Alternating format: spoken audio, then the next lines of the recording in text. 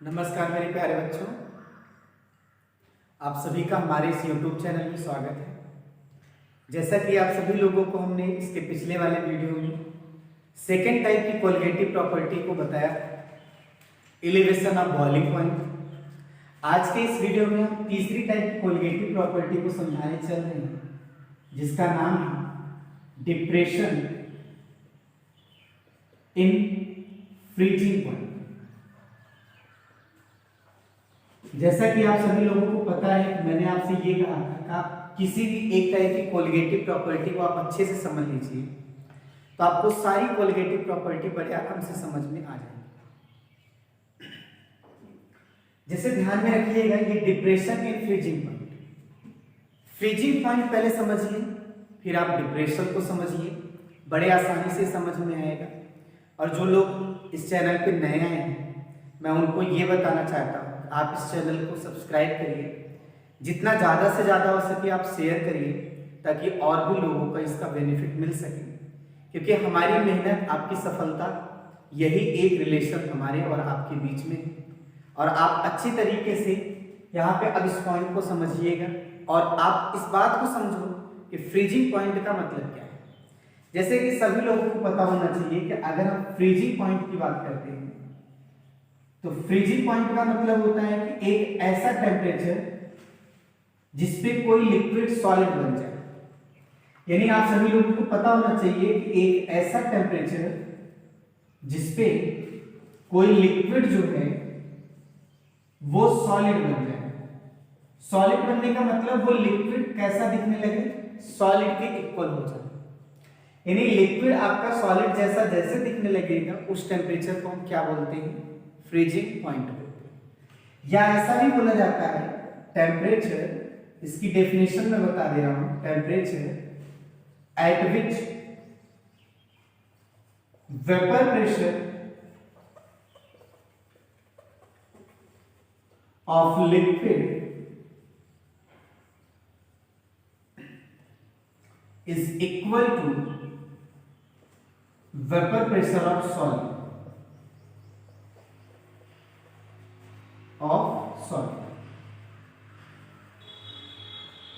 is known as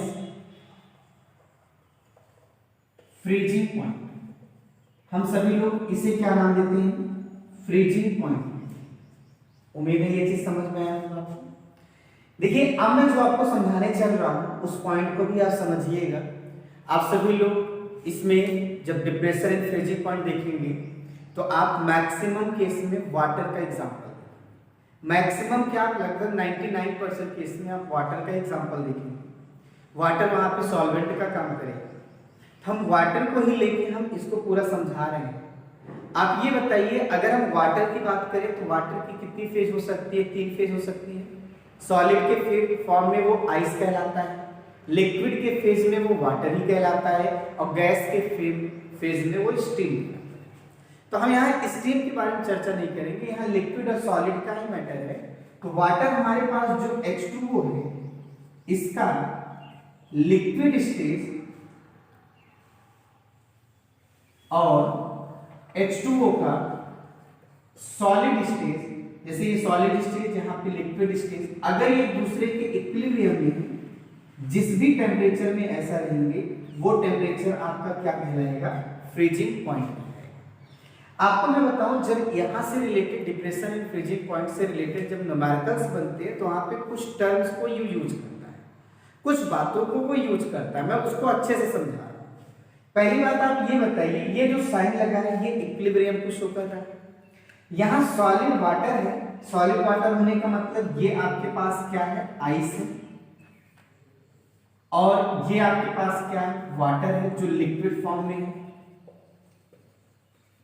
ये दोनों के दोनों इक्विलिब्रियम जिस टेम्परेचर में होंगे उसे हम क्या नाम देते हैं, फ्रीजिंग पॉइंट कहते हैं। अब मैं आपको कुछ 2 पॉइंट ऐसे बता रहा हूं जिससे आपको लगेगा कि हाँ, यहाँ पर बहुत ही इंपॉर्टेंट बात मिलने वाली है। जैसे अगर आप ये सोचो कि मैं यहाँ पे अगर क्या करता हूँ, बाहर से हीट करता हूँ, हीट करने का मतलब अगर मैं टेम्परेचर बढ़ाता हूँ, सोचिए अगर मैं टेम्परेचर क्या करता हूँ, बढ़ाता हूँ, तो आप बताइए जब आप टेम्परेचर बढ़ाएंगे तो क्या चीज बढ़ेगा, तो सिंपल सी बात है, जब आप टेम्परेचर बढ़ाएंगे तो कहीं ना कहीं ये रिएक्शन आपका सॉलिड से किसकी तरफ जाएगा, लिक्विड की तरफ जाएगा। तो सॉलिड से लिक्विड की तरफ जाने का मतलब कौन सा रिएक्शन होगा, ये फॉरवर्ड रिएक्शन होगा। और जब फॉरवर्ड रिएक्शन होगा तो वहां पर लिक्विड की क्वांटिटी क्या होगी, बढ़ेगी। यानी आप ये समझिए कि अगर मैं हीट करते हैं, हीटिंग की प्रोसेस अपनाते हैं, तो यहाँ पर लिक्विड की क्वांटिटी क्या हो जाएगी, बढ़ जाएगी। और ऐसा इसलिए मैं कह रहा हूं, थोड़ा सा आप इसको भी समझ लीजिए, क्योंकि यहाँ सॉलिड का लिक्विड में बदलना कहीं ना कहीं हीट की मदद से होगा। यानी हीट लेके ये सॉलिड किस में बदलेगा, लिक्विड बदलेगा। मतलब इस तरह का प्रोसेस जो आपका है कहीं ना कहीं ये कैसा है, एंडोथर्मिक प्रोसेस है। और कोई भी एंडोथर्मिक प्रोसेस हो, उस एंडोथर्मिक प्रोसेस की खास बात होती है कि अगर आप टेम्परेचर बढ़ाएंगे तो रिएक्शन कहाँ जाएगा, फॉरवर्ड में जाएगा। हीटिंग करने पे रिएक्शन कहाँ गया, फॉरवर्ड में। हीटिंग करने पे किसकी क्वांटिटी बढ़ गई है, लिक्विड की। तो आप इस बात को ध्यान में रखेंगे। क्वेश्चन आपका ये बन सकता है कि अगर मैं इतना हीट करूं तो कितनी क्वांटिटी लिक्विड बढ़ जाएगी, क्वेश्चन ये बन सकता है। तो इसलिए आप ध्यान देंगे, न्यूमेरिकल में एक वर्ड ये आपका छिपा रहता है, हीटिंग। आपसे कह सकता है हीटिंग करने का सेंस ही आप समझना, लिक्विड की क्वांटिटी बढ़ गई, या आपसे ये कह दिया गया कि इतनी क्वांटिटी लिक्विड की बढ़ गई तो किस प्रोसेस को अपनाया गया, तो आप सिंपल सा अपनाइएगा, हीटिंग मेथड। ठीक है, जैसे अभी आपको मैंने हीटिंग का मेथड बताया है, बिल्कुल वैसे ही 1 सेकंड आपके पास रहता है। जैसे आप सपोज करिए, अगर मैं यहाँ पे एक वर्ड यूज करूं कूलिंग, तो कूलिंग का मतलब क्या है, टेम्परेचर कम करना। अगर आप कूलिंग की बात करें तो टेम्परेचर कम करने की जो बात कर रहे हैं, इसका मतलब जो रिएक्शन हमारे पास होगा वो कैसा होगा, रिवर्स होगा। और अगर रिवर्स रिएक्शन होगा तो जरा देखिए सॉलिड की क्वांटिटी क्या हो जाएगी, बढ़ जाएगी। यानी जो आपके पास सॉलिड फेज है इसकी क्वांटिटी क्या होगी, बढ़ेगी। यानी आइस की क्वांटिटी क्या हो जाएगी, बढ़ जाएगी। आप सभी लोगों को हम यही प्रोसेस एक ऐसे स्टेप में बता रहे हैं, एक ऐसे सिस्टम में बता रहे हैं, आपको और अच्छे से समझ में आएगा। हमारे पास मान लीजिए ये एक सिस्टम है, हमारे पास मान लीजिए ये एक क्या है, सिस्टम है पूरा का पूरा। इस सिस्टम में मैंने एक क्या किया है, कंटेनर लिया है। ठीक है, इस सिस्टम का जो टेम्परेचर है मान लीजिए 0 डिग्री सेल्सियस। ये जो टेम्परेचर है वो किसका है, सिस्टम का है, 0 डिग्री सेल्सियस। बात समझ पाए। अब इस सिस्टम के अंदर जो कंटेनर रखा गया है, इस कंटेनर में वाटर रखा गया है और इसमें आइस के कुछ टुकड़े रखे गए। यानी ये चीज तो आपका आइस है और ये चीज आपके पास क्या है, वाटर है। और आइस का मतलब ये भी कितने डिग्री पे, 0। तो जरा देखिए यहाँ टेम्परेचर में कोई चेंजिंग तो है नहीं, इसलिए आइस और लिक्विड एक दूसरे के क्या होंगे, इक्विलिब्रियम में। एक दूसरे के क्या होंगे, इक्विलिब्रियम। मेरी बात समझ पाया। अब आपसे मैं जो कह रहा हूं उसे आप सोचिए मैं क्या, मैंने आपसे कहा कि मैं टेम्परेचर बढ़ाऊं, तो जरा सोचो ये जो अगर आप सराउंडिंग का टेम्परेचर बढ़ाएंगे तो कहीं ना कहीं इसके सिस्टम में ये जो कंटेनर है इसमें रखी हुई बर्फ क्या होगी, पिघलेगी। और जब पिघलेगी तो लिक्विड की क्वांटिटी क्या हो जाएगी, बढ़ जाएगी। मैंने वही चीज समझाने की कोशिश की। अगर इसी जगह पे अगर आप टेम्परेचर को क्या करते, घटाते हैं, तो टेम्परेचर को जब घटाएंगे तो अब आप खुद सोच लीजिए ये जो आपका लिक्विड है ये आपका क्या बनेगा, बर्फ बनेगा। सॉलिड की क्वांटिटी क्या होगी, बढ़ेगी। इतनी देर मैंने आपको यही समझाने का प्रयास किया है। यहाँ पे आप ध्यान दीजिएगा, डिप्रेशन इन फ्रीजिंग पॉइंट के मैटर में 2 वर्ड यूज करेंगे, कभी हीटिंग का यूज करेगा तो कभी कूलिंग का यूज करेगा। लेकिन ये जब कभी भी करेगा तो आप समझ लीजिएगा डिप्रेशन इन फ्रीजिंग पॉइंट का क्वेश्चन है। हीटिंग का यूज करेगा तो लिक्विड की क्वांटिटी बढ़ेगी, और अगर कूलिंग का यूज करेगा तो वहां पे सॉलिड की क्वांटिटी बढ़ेगी। तो आइए अब हम डिप्रेशन, ये तो हमने फ्रीजिंग पॉइंट को समझा, अब मैं डिप्रेशन इन फ्रीजिंग पॉइंट को समझा रहा हूं, उसे देखिएगा। और आपको मैं एक बात पहले से बता दे रहा हूं, डिप्रेशन इन फ्रीजिंग पॉइंट का एक्सप्लेनेशन आपको बुक में भी नहीं मिलेगा, इस बात को याद रखिएगा। मैं जैसे एक्सप्लेन कर रहा हूं उसे समझिएगा। मैं थ्योरेटिकल एक्सप्लेन करूंगा, ग्राफिकल एक्सप्लेनेशन करूंगा इसका, और उसी जगह पे इसको मैं थर्मोडायनेमिक्स वे में भी एक्सप्लेन कैसे करूंगा, ध्यान से। अगर हम थ्योरेटिकल इसको समझना चाहें, अगर हम इसको थ्योरी के अकॉर्डिंग समझना चाहें तो कैसे समझेंगे, थोड़ा सा हमारे पास प्योर सॉल्वेंट में लेता हूं कोई लिक्विड,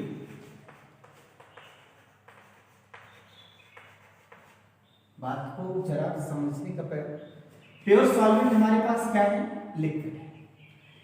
इसका अगर कहीं ना कहीं आप ध्यान देंगे तो जो भी अपना एक फ्रीजिंग पॉइंट होगा इसे हम सभी लोग T0F से सुनेंगे। ध्यान से सुनिएगा, फ्रीजिंग पॉइंट का मतलब क्या होता है? फ्रीजिंग पॉइंट का मतलब होता है लिक्विड का किसमें कन्वर्ट होना, सॉलिड। मैं यहां पर एक बेसिक बात बता रहा हूं, लिक्विड में अगर आप देखो तो इंटरमॉलिक्यूलर अट्रैक्शन फोर्स या कहीं ना कहीं क्या होता है, थोड़ा सा कम रहता है। यहां पे थोड़ा सा क्या रहता है, लेस रहता है देन सॉलिड। सबको पता है ये चीज। इसी जगह इंटरमॉलिक्यूलर स्पेस मोर रहता है किसके कंपेयर में, सॉलिड के कंपेयर में। ये जो मैंने दो लाइन लिख दी है, इस लाइन से क्या मतलब, लिक्विड का सॉलिड में जाने का मतलब है कि इंटरमॉलिक्यूलर स्पेस जो इतना था अब वो आपका इतना हो गया। मतलब इंटरमॉलिक्यूलर स्पेस कहीं ना कहीं क्या होता है, कम होता है। मेरी बात समझने की कोशिश करिए, यानी आप बात को समझिए कि ये आपके पास लिक्विड है, इसको हम सॉलिड जैसा बनाना चाहते हैं तो जो स्पेस बिटवीन टू मॉलिक्यूल्स है उसे हमको क्या करना पड़ेगा, कम करना पड़ेगा। स्पेस को कम करने के लिए मुझे क्या करना पड़ेगा, टेम्परेचर को कम करना पड़ेगा। समझ पाए? क्योंकि मुझे पता है कि जब टेम्परेचर कम होता है तो मॉलिक्यूल्स एक दूसरे के क्या हो जाते हैं, पास आ जाते हैं। तो मैं उस टेम्परेचर की बात बोलूंगा जिस पर ये लिक्विड किसमें कन्वर्ट हो जाएगा, सॉलिड में। हम उस टेम्परेचर को बोलते हैं फ्रीजिंग पॉइंट। समझ में आया आपको? तो इसीलिए आपको मैंने एक छोटा सा जनरल आइडिया यहाँ पे दिया है। अब आप बताइए थोड़ी देर के लिए, जैसे प्योर सॉल्वेंट का लिक्विड जो भी लिया गया, प्योर सॉल्वेंट जो आपका एक लिक्विड फेज में है, इसका जो फ्रीजिंग पॉइंट है मैंने क्या लिया, T0F।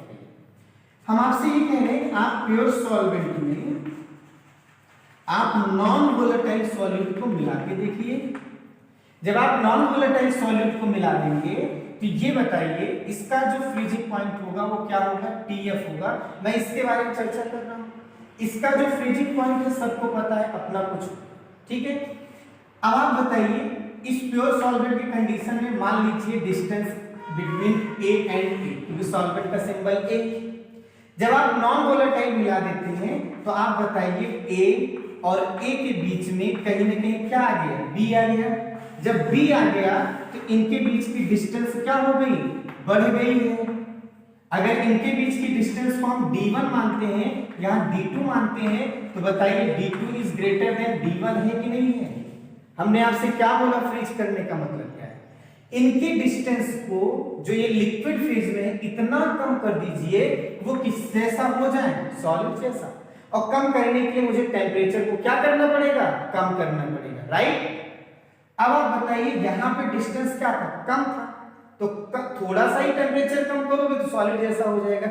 लेकिन यहाँ तो डिस्टेंस बढ़ गया भाई, और जब डिस्टेंस बढ़ गया तो उसको कहीं ना कहीं मिनिमाइज करने के लिए, सॉलिड में लाने के लिए आपको टेम्परेचर बहुत कम करना पड़ेगा। टेम्परेचर जब बहुत कम करना पड़ेगा इसका मतलब इसका फ्रीजिंग पॉइंट बहुत क्या हो गया, कम हो गया। आपको उम्मीद है ये एक्सप्लेनेशन समझ में आया।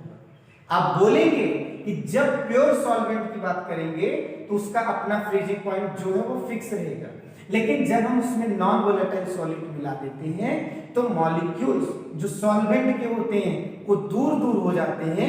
उनको पास लाने के लिए मुझे टेम्परेचर को और कम करना पड़ता है, यानी फ्रीजिंग पॉइंट को और कम करना पड़ता है। तो नया फ्रीजिंग पॉइंट क्या होगा, इनके कंपेयर में कम ही रहेगा। इसी को कहते हैं डिप्रेशन इन फ्रीजिंग। डिप्रेशन का मतलब होता है कम, डिप्रेशन का मतलब क्या होता है, कम होना। अब यहाँ पे ध्यान दीजिए, कहने वाली बात क्या है, ये जो TF है कहीं न कहीं क्या है, कम है। किससे कम है, T0F से। ये भी कंक्लूजन निकलता है। अब बच्चों कितना कम है, डेल्टा TF इज इक्वल मैं लिख सकता हूं T0F माइनस TF। उम्मीद है आपको ये चीज समझ में आया होगा। ये मैंने आपको थ्योरी के बेस पे बताया, ठीक है। अब मैं आपको इसी को ग्राफ के बेस पे बताता हूं, फिर आपको मैथमेटिकल इक्वेशंस बताऊंगा। इसी तरह से आप ध्यान दीजिए, ये आपके पास था। चलो पहले हम मैथमेटिकल इक्वेशन ही देख लेते हैं। मेरा पहला जो इक्वेशन है delta T F is equal क्या है, टी नॉट एफ माइनस क्या है T F. Delta T F क्या है, डिप्रेशन इन फ्रीजिंग पॉइंट है।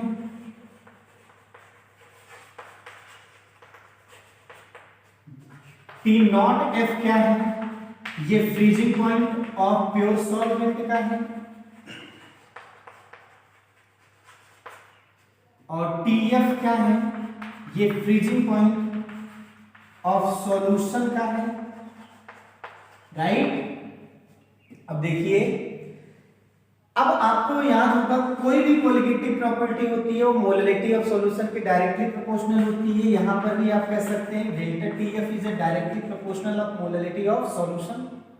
तो delta T F is equal आपको क्या मिलेगा, के एफ स्मॉल एम। ये आपका फॉर्मूला नंबर 2, फॉर्मूला नंबर 1 ये इंपॉर्टेंट है फॉर न्यूमेरिकल के लिए।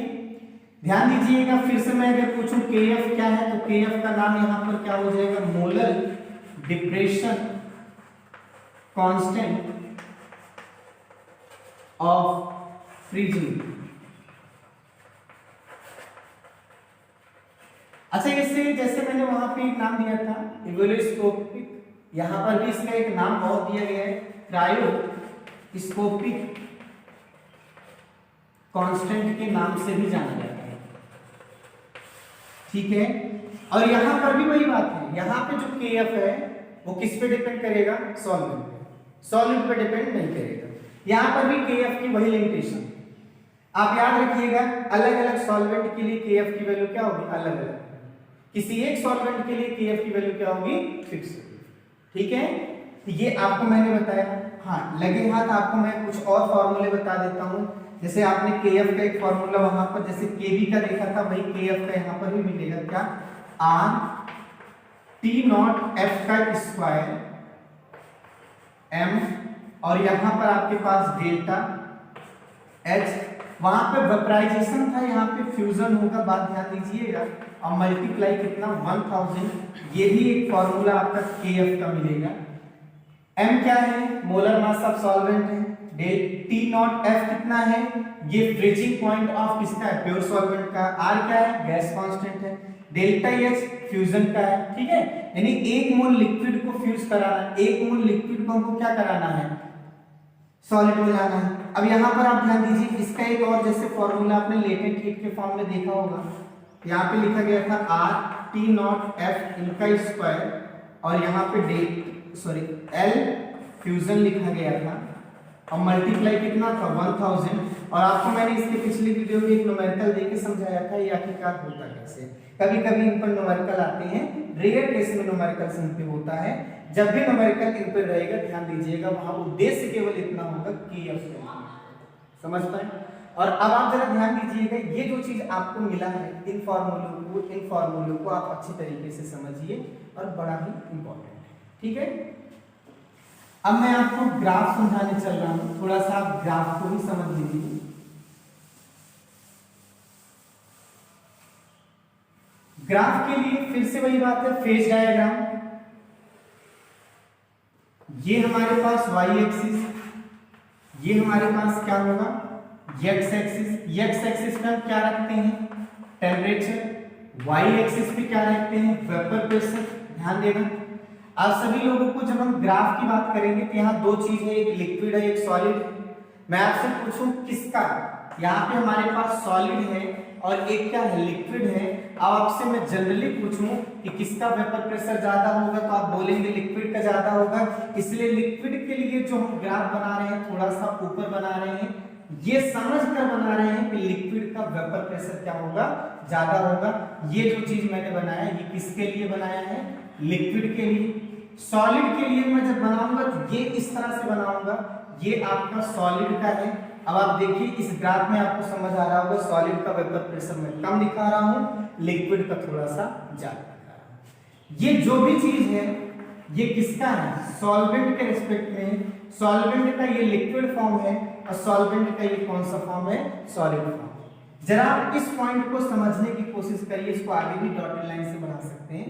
इस पॉइंट को समझने की कोशिश करिए, ये वो पॉइंट है जब लिक्विड का वेपर प्रेशर और सॉलिड का वेपर प्रेशर बराबर है, जिसे हम फ्रीजिंग पॉइंट कहते हैं। इसके रिस्पेक्ट में जो टेम्परेचर मिला हुआ है इसे हम T नॉट F बोलेंगे, freezing point of pure solvent. समझ आया आपको? अच्छा आप बताइए, जब प्योर सॉल्वेंट में आपने नॉन वोलेटाइल सॉल्यूट मिलाया तो क्या होगा, किसका वेपर प्रेशर कम होता है, लिक्विड का कम हो जाता है। तो कम होने का मतलब क्या, इसी के पैरेलल लाइन आप लेके जाएंगे, लिक्विड का वेपर प्रेशर क्या होगा, कम हो जाएगा। ये जो आपको मिला ये किसका मिला, सॉल्यूशन का। अब आप खुद बताइए, ये वो पॉइंट आपको अब मिलने चल रहा है जहां पर इसका लिक्विड का वेपर प्रेशर और सॉलिड का वेपर प्रेशर क्या हुआ, बराबर। और जब वेपर प्रेशर यहां बराबर हुआ तो इसे कहेंगे फ्रीजिंग पॉइंट। किसका कहेंगे, सॉल्यूशन का। और ये किसका है, प्योर सॉल्वेंट का। और मैं फिर से पूछना चाहता हूं कि आप बताइए, जब आप इधर जाएंगे ओरिजिन से तो टेम्परेचर बढ़ेगा। टेम्परेचर बढ़ेगा मतलब क्या है, यहां बोल सकते हैं इधर जाने पर टेम्परेचर बढ़ रहा है तो T not F is greater than क्या होगा, TF। यानी सॉल्यूशन का फ्रीजिंग पॉइंट कम है किससे, प्योर सॉल्वेंट से। कितना कम है वो ये चीज बताएगा, जो डेल्टा TF होगा जो बराबर होगा T नॉट F माइनस क्या होगा, TF। ये आपको मैंने ग्राफ इसका समझाया है, अच्छी तरीके से समझिएगा। आपको बुक में ऐसा ग्राफ बना हुआ मिलेगा, कोई जल्दी समझाता नहीं है, आप अच्छे से इसको देखिएगा और मैं दावा करता हूं आपको कोई डाउट इसमें नहीं रहेगा और इसे अच्छे से समझने की कोशिश करिए, ठीक है। अब मैं आपको आगे चल के, जैसे मैंने आपको बोला थर्मोडायनेमिक्स के भी हेल्प से समझाने चल रहा हूं, उसे भी आप देखिए। डिप्रेशन इन फ्रीजिंग पॉइंट को हम थर्मोडायनेमिक्स के हेल्प से कैसे समझाएंगे, अकॉर्डिंग टू थर्मोडायनेमिक्स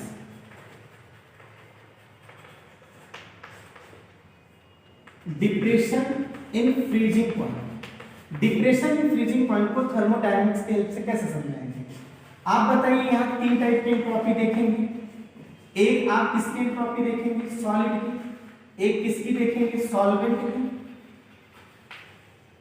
एक आप सॉलिड की देखेंगे, सॉल्वेंट की देखेंगे, एक किसकी देखेंगे, सॉल्यूशन की।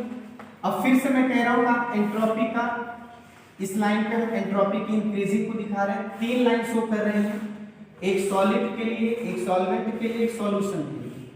सबसे कम एंट्रोपी किसकी होगी, सॉलिड की। ये आपके पास किसकी एंट्रोपी होगी, सॉलिड की। समझ आ रहा है आपको? उसके बाद सबसे ज्यादा किसकी होगी, सॉल्यूशन की। वो इसलिए क्योंकि उसमें पार्टिकल्स नंबर ज्यादा है। उसके बाद बीच में क्या रहेगा, सॉल्वेंट रहेगा। जितने रैंडमनेस ज्यादा होती है उसकी एंट्रोपी उतनी क्या होती है, ज्यादा होती है। ये चेंजिंग आप देखिए क्या मिल रहा है, डेल्टा एस सॉल्वेंट का, और ये चेंजिंग आपको क्या मिल रहा है, डेल्टा एस सॉल्यूशन। मेरी बात समझ पाए? यहां पर ध्यान दीजिएगा, डेल्टा एस सॉल्यूशन आपका कहीं ना कहीं क्या है, ज्यादा है। किससे ज्यादा है, डेल्टा एस सॉल्यूट से। ये आपको ऐसा फील होगा, ठीक है। अब मेरा जो फॉर्मूला था उससे देखिए, डेल्टा एस फ्रीजिंग का मतलब यहाँ पे आप फ्यूजन वर्ड को यूज करेंगे, वहां वेपराइजेशन यूज कर रहे थे, is equal delta H fusion is divided by T. T यहाँ पे आपके पास फ्रीजिंग पॉइंट रहेगा। मैंने आपसे वहां भी कहा था एंथैल्पी चेंजिंग एक कांस्टेंट रहेगा, ये कांस्टेंट है। वो कांस्टेंट इसलिए क्योंकि ये सॉल्वेंट का है, सॉल्वेंट आपका वही है, उसकी क्वांटिटी वगैरह कोई चेंजिंग नहीं, ये कांस्टेंट है। जब ये कांस्टेंट है तो इसका मतलब ये चीज आपका केवल इनपुट है।